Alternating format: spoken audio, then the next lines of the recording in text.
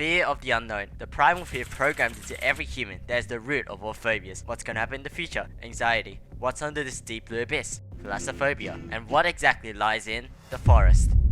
The forest is terrifying. Not through some cheap jump scare that startles you for maybe 1-2 seconds at most. No. How does this game really scare you? At first, the forest seems pretty normal. Plane crashes happen, we get it. Just think of it as an unanticipated getaway holiday to some remote island, say for a random stalker kidnapping your son. Whatever. I take free babysitting any day. The interactive crafting system and need for basic survival needs like food, water, and shelter really immerses you into the survival experience. You can gather resources to make weapons, hunt some wildlife, and craft a fire to cook up a meal. You can drink water that's sourced from springs that aren't the healthiest.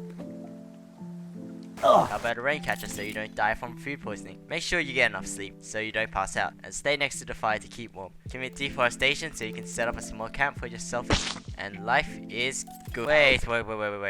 You downloaded this game. You know it's a horror game, right? That fact eats at your mind while you wander around. Could there be something sitting in this village waiting to jump you? Oh, that's a bit brutal. So that's what happened to everyone else in that flight, and that could be you in the very near future. Drop all that survival and get ready to fight, because you've just stepped into the territory of cannibals. These aren't just your ordinary video game enemies though, they're smart, adapting to what you do and testing the waters. While you're learning about them, they're learning about you. You observe their attack patterns, movements, and behavior, and they're doing the same. Survival of the fittest. Who can adapt and overcome their challenges the fastest? The first enemies they send after you are malnourished, dirty, bottom of the pack. To be honest, that makes them look scary at first, like some deformed variant of a human. These guys are easy, going down after a few swings of your axe, as long as you've played a video game before, but they know where you are now. They attack unexpectedly, unpredictably. But these guys don't always go for a fight, they walk up to observe. Not aggressively, rather curiously. You know they're still a threat, but not knowing when they'll strike or what provokes them scares you. It's like they're real, an AI so advanced that it can react to what you choose to do. The realization that you're in the woods with something capable of thinking and making rational decisions. You can't know what they're thinking.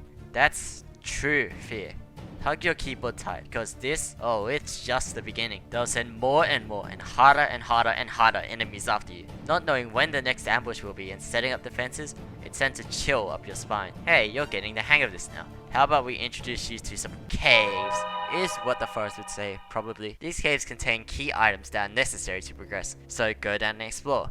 Can't be getting wet feet now. So you've transitioned from the forest to the cave, and it's dark. So dark. Quiet too. You can hear the dripping of water off stalagmites, or stalactites, whatever they're called. Don't worry, cause you aren't alone. Whether you like it or not, these caves belong to the cannibals, and a few smurfs as well. You can hear them laughing, but you can't see them. They will keep you company throughout your journey through the dark abyss. Fighting in the dark is a whole new experience, taking away something that humans rely so much on, their eyesight, and then throwing you into somewhere unfamiliar, along with insane cannibals who can jump you from the darkness. It's not just them who are terrifying you. It's not being able to see what's in front of you, not knowing what's coming. Well, at least there's some good things to be found by facing your fears, like a chainsaw or a katana, although as much as there is good, there's also lots of bad. Very bad. Yeah, I think that's your invitation to stay above ground.